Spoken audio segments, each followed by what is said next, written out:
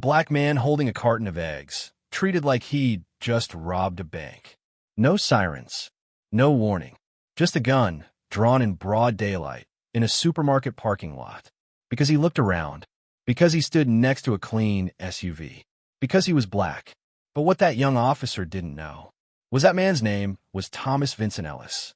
Not a suspect, not just another shopper.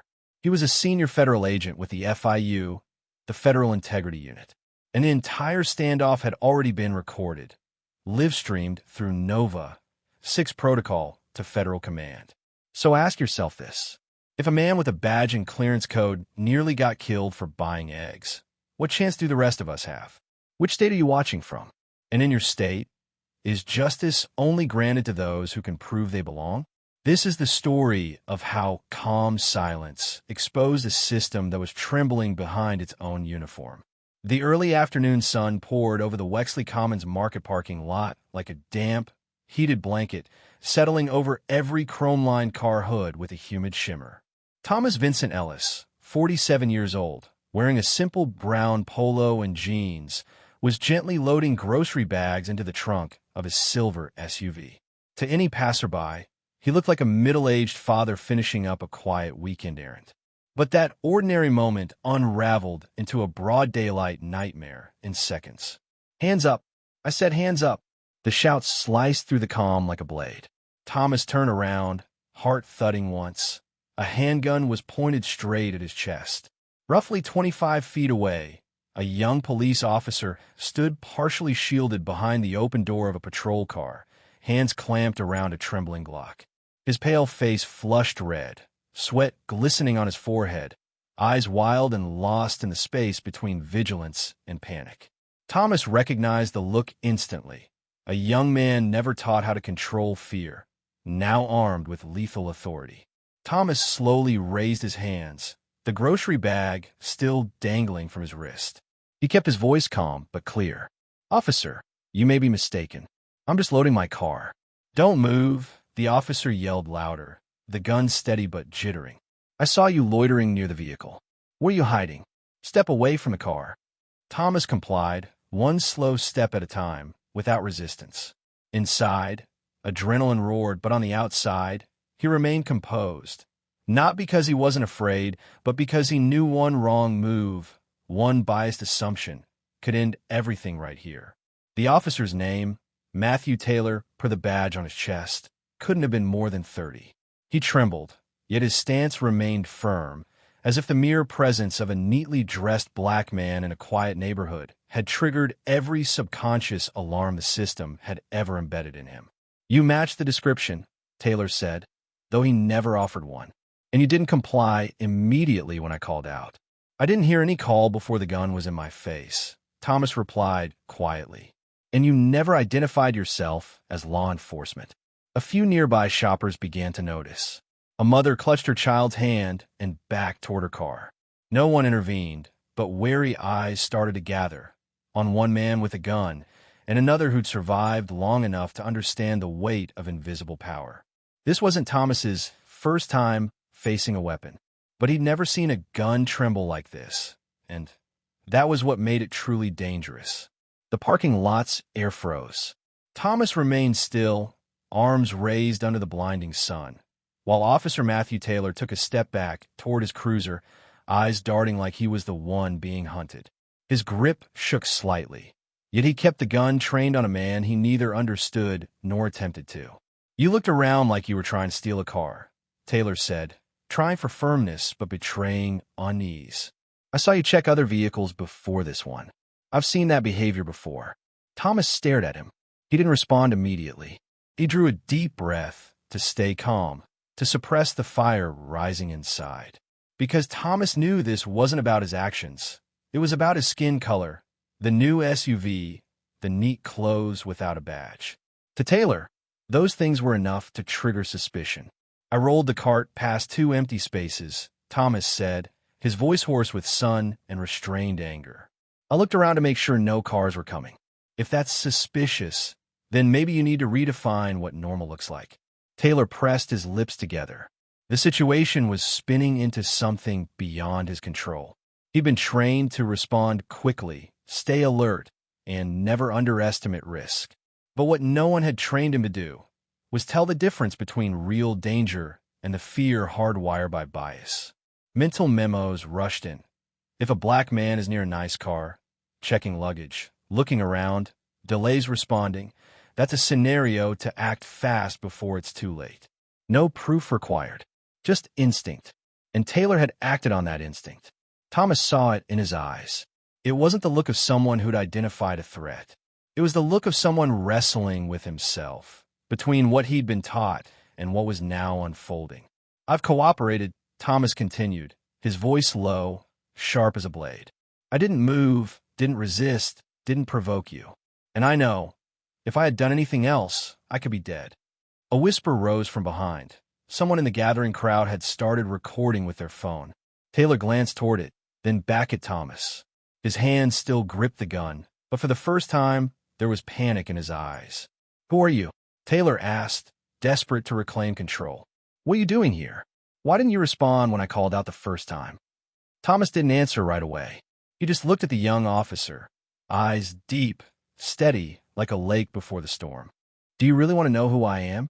His voice was low, steady, and heavy as stone. "Or do you just want me to be what you're afraid I am?" Thomas remained motionless beneath the harsh sunlight. Not a single unnecessary move. Though the gun was still aimed at him, he didn't flinch. A breeze drifted through, making his brown polo flutter slightly with each breath he tried to steady. A paper bag near his ankle tilted, an apple rolled out and hit the asphalt with a soft thunk, almost insulting in its gentleness. "What are you doing here?" Officer Matthew Taylor repeated, his voice lower now, but firmer, like he was trying to convince himself of something. Thomas looked at him slowly, as if the air around them had thickened. "I'm buying eggs, and bread, and toothpaste." He paused for half a beat, eyes never leaving the hand holding the gun. "But I think I'm going to need blood pressure meds." A few people in the crowd chuckled quietly, the kind of tense laugh that slips out when someone finally figures out how to exhale without getting shot. Taylor glanced at them, then back at Thomas, confused, like he'd missed the punchline of a joke in which he was the setup. "I'm not joking," Thomas said, his tone flat. "I'm trying to keep this from crossing a line. And that line," he nodded toward the gun, "is in your hands." Taylor froze. No one had ever said that to him, especially not while staring down the barrel of his own weapon. But the way Thomas said it, not trembling, not pleading, just calm, firm, and wrapped in measured respect, made it impossible not to listen. "You're exceeding your authority," Thomas continued, his voice now resembling an interrogation from behind a two-way mirror. "You have no legal grounds to detain me. No report. No emergency. You're reacting on instinct. And in this case, your instinct is creating a deadly situation." Taylor clenched his jaw. Sweat rolled down his temple, dripping into his collar. His gun hand remained in place, but his wrist was visibly weakening. Around the parking lot, eyes were locked on them, a few phones now recording what everyone since might become, something irreversible. "I want to speak to your supervisor," Thomas said, his tone even, almost like a directive, yet without defiance. "Call them now or I will. But I warn you, if you don't lower that weapon and you continue this one more minute, it won't just be a breach of conduct. It'll be a crime." Taylor swallowed hard. In that moment, he understood. The man before him wasn't a car thief or a threat. And more importantly, he knew the law and how to turn every action Taylor made into evidence against him. Thomas never broke eye contact. "Let me help you walk this back before it becomes something your entire career pays for." Just then, a phone began to buzz in Thomas's pocket. He didn't move. He simply spoke, soft but final. "Not everyone gets a chance to undo a mistake. Don't waste yours." The phone continued to vibrate with short, insistent bursts, like it was echoing something long suppressed. Still, Thomas didn't reach for it. Didn't move, just kept staring into the eyes of Matthew Taylor, a young officer who now looked like a man being split in two by a single decision. Lower the weapon, or push it too far. "I'm a federal agent with the FIU, the Federal Integrity Unit," Thomas stated clearly, each word landing like a hammer. "And you're aiming a weapon at a federally authorized investigator with nationwide clearance." If I don't survive this encounter, you won't be explaining yourself to your chief. You'll be facing a federal ethics tribunal." Taylor flinched. His eyes scanned the crowd, now clearly aware of the unfolding narrative. A middle-aged woman, Desiree Holloway, was filming everything, shaking her head in disbelief as she recorded. A young black teenager, Jalen Reddick, stood with his skateboard tucked under one arm and his phone raised, filming from the opposite angle. No one spoke, but the tension had stretched tight like a string about to snap. Taylor glanced down at the gun in his hand, like it had become something unrecognizable. Still, he didn't lower it. I haven't seen a badge. I can't confirm." Thomas nodded, his voice steady. "Then let me help you. I'm going to reach for my badge from my back pocket, slowly, with 2 fingers, and I'll keep it in your line of sight." Taylor startled. "No, don't reach for anything," he yelled reflexively, his voice echoing off the sun-baked pavement, startling a nearby toddler into tears. The child's mother, Naira Elston, immediately scooped her up and turned away, shielding her daughter from the chaos. Thomas remained silent for a few seconds. Then he spoke, gently, but with clear warning. "You don't want to be the lead story on tonight's news. Trust me, I've written reports on incidents like this, and they never end well for the one who refused the truth." And just then, a detail changed everything. From deeper in the lot, a car horn sounded sharply. Not an alarm, but a deliberate signal. A sleek black SUV was inching forward, and behind its tinted windshield, a woman in plain clothes lifted a comms unit to her mouth. Thomas recognized her instantly.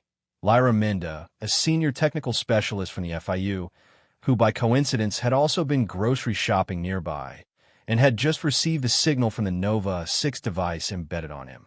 She rolled down the car window, revealing her FIU badge hanging from a lanyard around her neck, and called out loudly, "Thomas, do you need me to intervene?" Taylor snapped his head toward the voice. In that moment, the gun in his hand no longer felt like the focal point, but rather a hollow excuse. The tension burst like an overinflated balloon. Thomas didn't turn around. He simply said, without raising his voice, yet loud enough for everyone to hear, "Do you believe me now?" Taylor swallowed hard. It was as if the ground beneath him had shifted, leaving only his wide, disoriented eyes. Not out of fear of Thomas, but because for the first time, he realized he was the one in the wrong, and he was wrong in front of a system that now had its eyes locked on him. Thomas took a slow breath, his gaze never leaving the disoriented officer. Then he calmly turned toward the black SUV parked by the curb, where Lyra Minda stood holding up her FIU badge and nodded, confirming everything Thomas had said. Taylor's gun still hovered midair, as if his hand had forgotten why it was ever raised in the first place. Not letting the silence linger, Thomas swiped his phone screen and tapped a familiar name. He didn't need a search. It was in his favorites list. As the first ring sounded, he put on speaker. The entire parking lot seemed to hold its breath. A deep, steady voice came through the speaker, clear and commanding. "This is Chief Beckett." Thomas kept his tone unnervingly calm, causing Taylor to instinctively step back. "Ronald, it's me. Thomas Vincent Ellis. I'm at Wexley Commons Market. One of your officers just pointed a gun at my head." A chilling pause followed. Are you okay?" Chief Ronald Beckett's voice lowered, solemn. It wasn't the voice of a police chief. It was the voice of a childhood friend hearing that someone he loved had nearly been killed. "Not harmed," Thomas replied, still staring at Taylor. "But I'm afraid this situation has gone well beyond this officer's capacity. He's refusing to lower his weapon. I've identified myself. I'm standing here, still holding a carton of eggs and a $17 receipt." A faint chuckle rippled through the crowd. Taylor looked around, sweating. He didn't know whether to hide his face or run. "Officer's name?" Beckett asked swiftly. "Matthew Taylor. Young. Thin. Shaky hands. Looks like he's never stood in front of someone who's done counterterrorism work."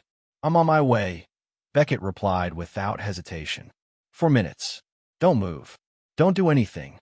Thomas ended the call, slipping the phone back into his pocket as calmly as one would sheath a blade.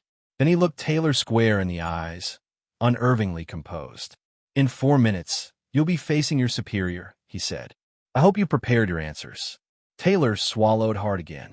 His eyes flickered, clearly calculating possible exits. Retreat to his cruiser? Blame confusion? Fake memory loss? But every option led to the same brick wall. The call had just gone out.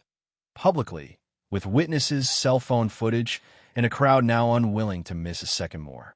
Jalen Reddick panned his phone toward Taylor and muttered just loud enough for the mic to catch. You ain't walking away from this one, officer. Another woman sighed and said, He just called the police chief? Lord have mercy. Who's the real danger here? Thomas stood still, saying nothing more. He had done his part. Now he waited 4 minutes.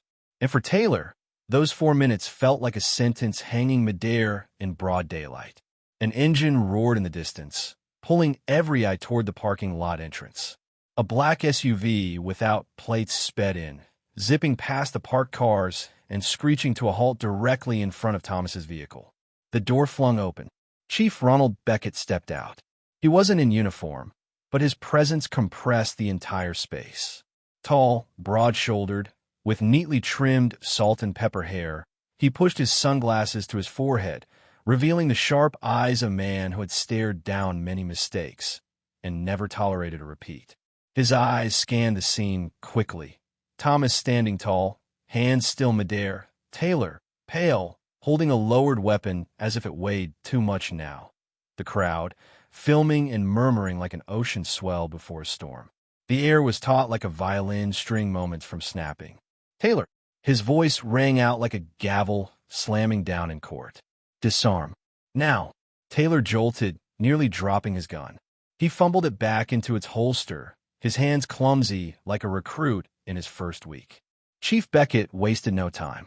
He strode to Thomas and placed a firm, understanding hand on his shoulder, a gesture full of unspoken apology. Are you okay? He asked, his voice low but clear across the parking lot. Thomas gave a dry nod. No bullet holes yet, if that's what you mean. Beckett gave his friend's shoulder a gentle squeeze, then turned sharply to Taylor, his eyes now as sharp as blades.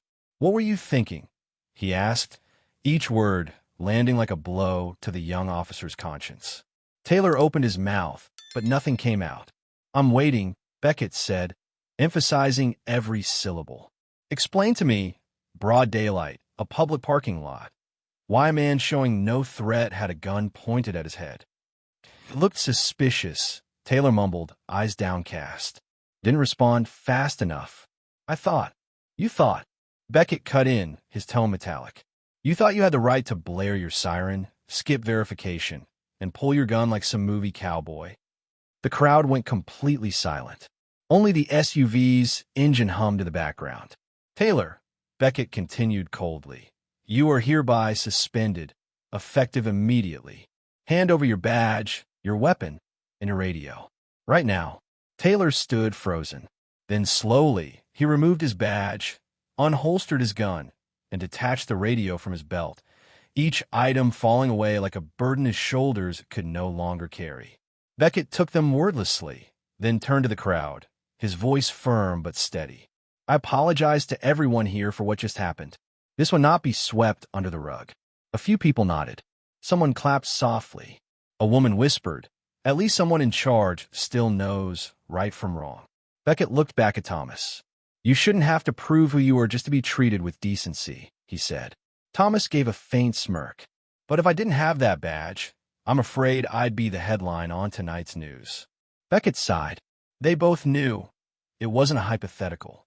It was a truth too many had barely survived. The next morning, inside a sealed glass conference room at the Wexley branch of the FIU, an emergency investigation report was opened before the mayor's regular morning briefing. A response team from the Office of Ethical Review had been assembled overnight and now sat facing minutes of surveillance footage from the Wexley Commons Market, alongside multiple cell phone videos submitted by eyewitnesses. The first official interviewee was Thomas Vincent Ellis. He entered the room in a light gray shirt, sleeves rolled to the elbows, face calm, without a hint of anger or complaint. Just that unnerving stillness of someone who had lived through too many wrongs to be shocked anymore. Mr. Ellis, thank you for being here, said one of the investigators, Sheridan Pike, head of ethical review. Thomas nodded. I'm here because this wasn't just about me. If I didn't have my badge yesterday, I probably wouldn't be sitting here today. The videos were replayed. Every angle was clear, from the moment Thomas loaded groceries into his trunk, to the second Taylor drew his weapon, to the arrival of Chief Beckett. One particular clip, recorded by young Jalen Reddick, had already reached over 300,000 views overnight. In it, Thomas stood still while Taylor trembled like a soldier in a war of his own making. One detail shook the room. A short audio file logged by the Nova 6 ethics tracker, federal level only, captured Lyra Minda speaking with the internal monitoring unit. I am witnessing a life-threatening situation involving Senior Agent Ellis at Wexley Commons. Requesting Vanta Presence Protocol activation.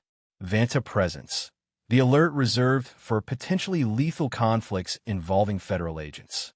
A young investigator looked up, startled. You didn't trigger the emergency. What? Thomas shrugged slightly. I trusted the look in his eyes. The kid wasn't a killer. But if I moved too fast, reflex might have beaten reason. The room fell silent. The hard truth was inescapable. The only one who kept control was the man staring down the barrel. Desiree Holloway, a retired teacher, was also interviewed. She said, he stood like a statue, and the officer just kept talking, not realizing he was shaking. I taught for over 30 years. Believe me, that man wasn't a threat. He was a father who knew when silence speaks louder than shouting. By the end of the session, Sheridan Pike gave his closing remarks. We've investigated over 200 protocol violations in the past 3 years.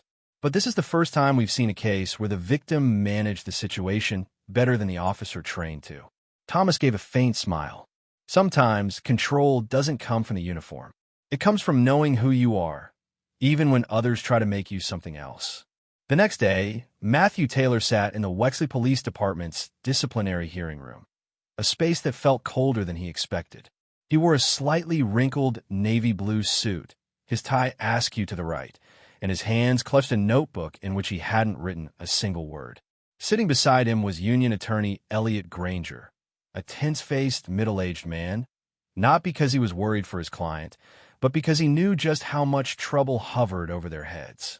At the head of the table sat Chief Ronald Beckett, posture stiff, expression unreadable. Beside him were Sheridan Pike, head of ethical review, and 2 other senior officers from the disciplinary board. In front of them lay a thick file. Eyewitness testimonies, the FIU's incident report, surveillance images, the recorded call between Thomas and Beckett, and a Nova 6 video bearing the federal Vanta Presence designation. Elliot Granger began in a low, deliberately measured tone. Ladies and gentlemen, Officer Taylor is a young officer with no prior misconduct and no experience handling extreme, high-pressure situations. His actions stem from uncertainty, not malice. He perceives signs of a potential threat. Sheridan cut in. You mean a man folding grocery bags, wearing a polo shirt, standing next to his own SUV? That's your idea of a threat? Elliot faltered.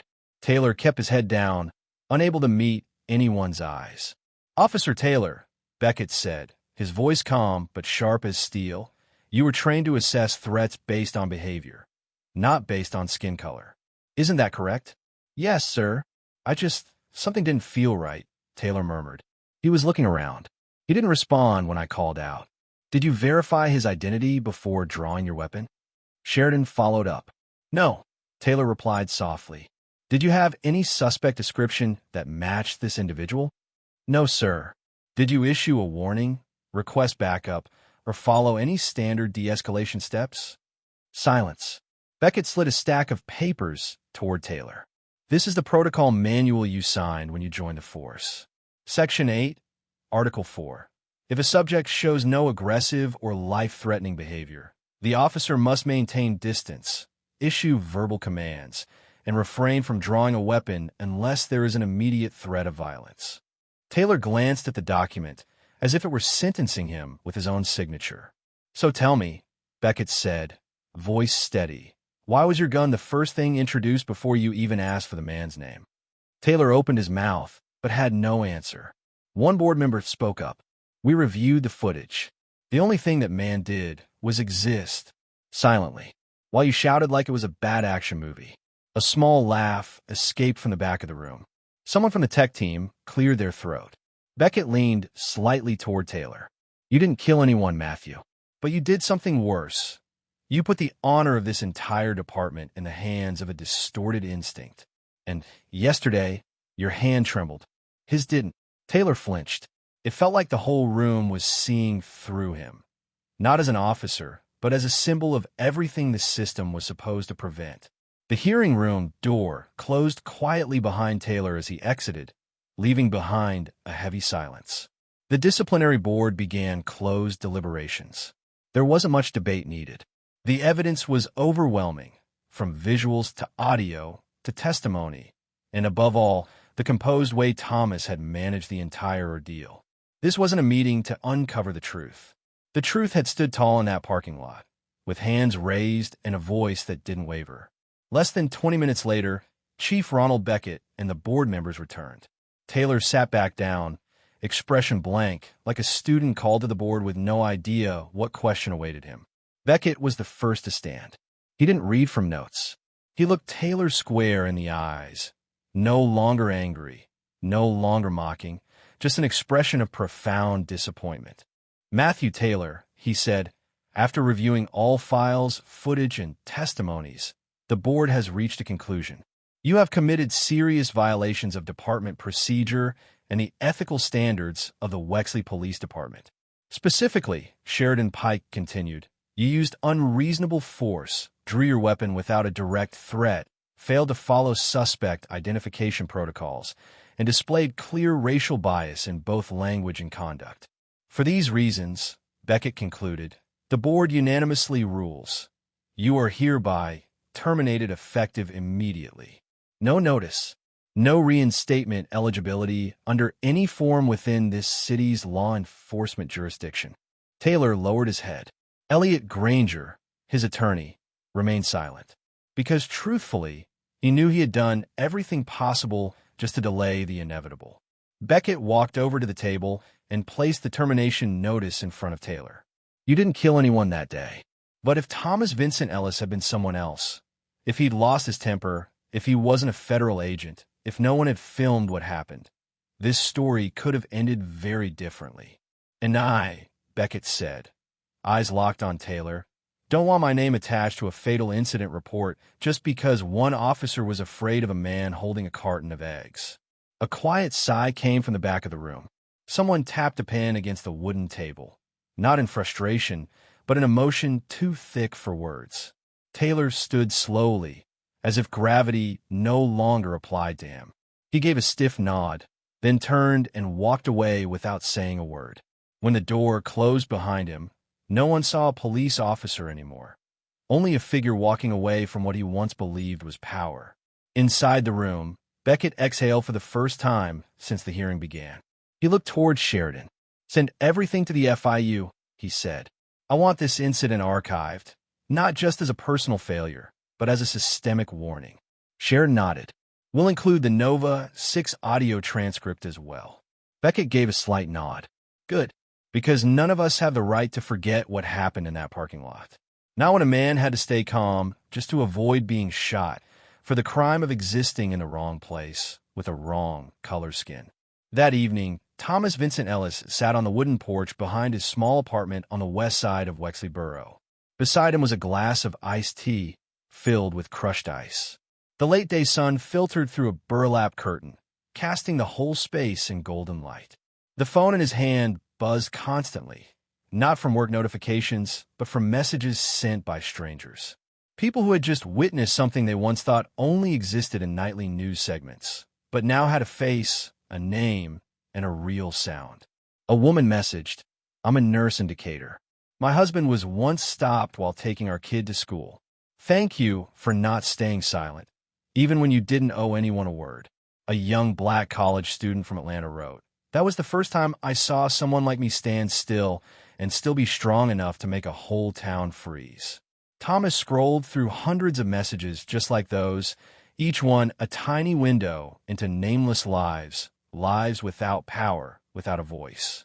One person even attached a photo of their son with a caption, "Thank you for showing him he can exist without bowing his head."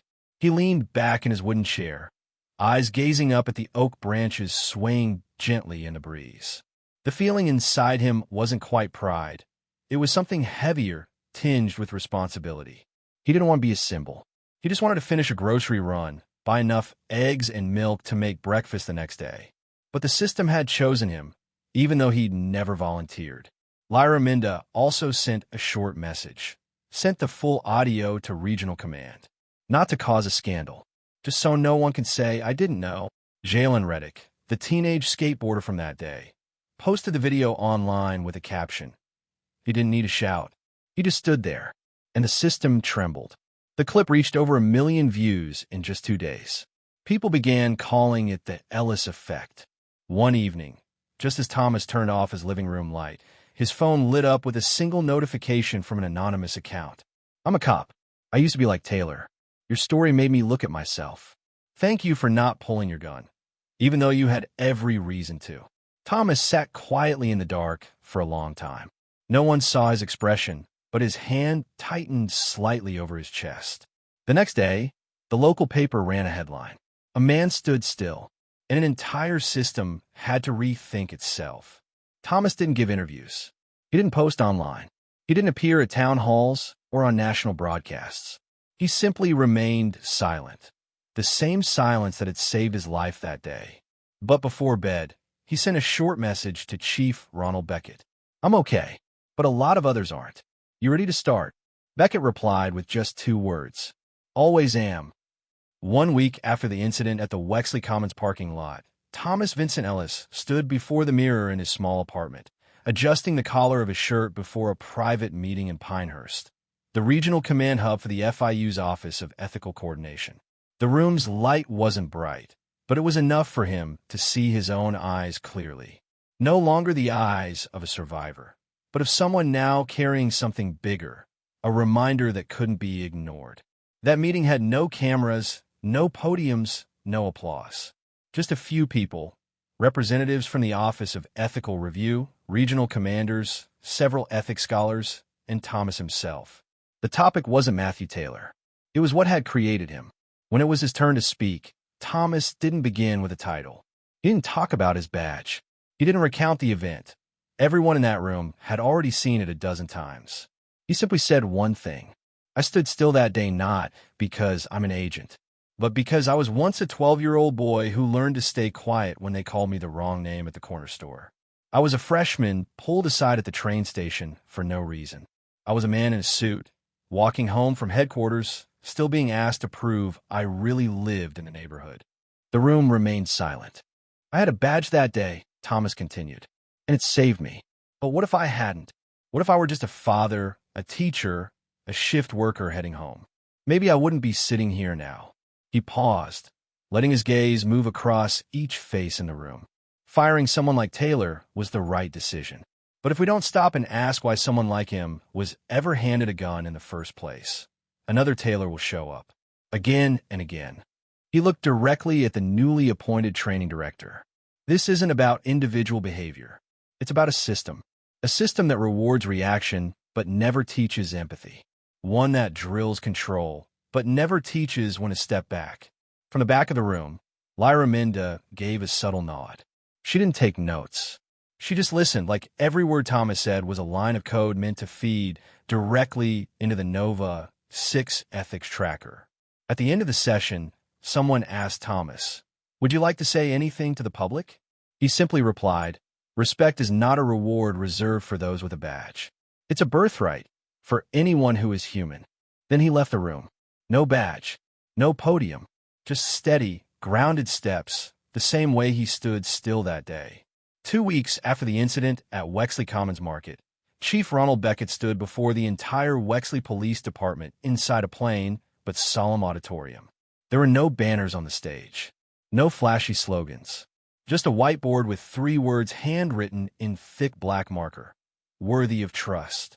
He didn't deliver a speech. He told a story about a young officer who forgot the difference between suspicion and prejudice, about a man who didn't use power to retaliate, but used dignity to expose what the system had tried to bury. We can't train courage in a single week, Beckett said, but we can start by teaching that power is not for domination. It's for protection. If we don't understand that, we don't deserve the uniform. Immediately after, he signed an internal reform order, mandatory retraining for all officers under 35, new instructors in civil ethics, and a long-term advisory team from the FIU, one of whom would be Thomas Vincent Ellis. Thomas didn't refuse. He didn't accept any payment. Instead, he made one request, that every new recruit be required to watch the full video from that day. Not to study technique, but to learn how to see a human being without a filter of fear. Soon after, Thomas was invited to speak at the Georgia State Police Academy. This time, he didn't come as a victim or a survivor. He came as someone who lived with purpose. At the podium, he didn't talk about himself. He talked about Jalen, the teenager who recorded the video, about Desiree, the retired woman who stood up as a witness, about Naira, the young mother who clutched her child and ran when the yelling began. Change doesn't begin when someone gets fired, he said. It begins when everyday people stop looking away. Finally, he posted a 48-second voice memo on social media with a single caption. I didn't stand still because I was an agent. I stood still because the world needed a place to stop and take a hard look at itself. The recording spread quickly, not because it was shocking, but because it was real, bare, steady, like the man who had walked through a storm and never raised his voice. And in a country where the news cycle turns by the minute, this story didn't vanish. It lived through classrooms, church halls, family dinners, and the quiet questions parents asked their kids when blue lights flashed through the windows. Thomas wasn't seeking justice for himself. He placed it in the hands of everyone who had ever been silenced, and told them, not with noise, but with the strength of stillness. It's time we stop merely surviving and start living out loud.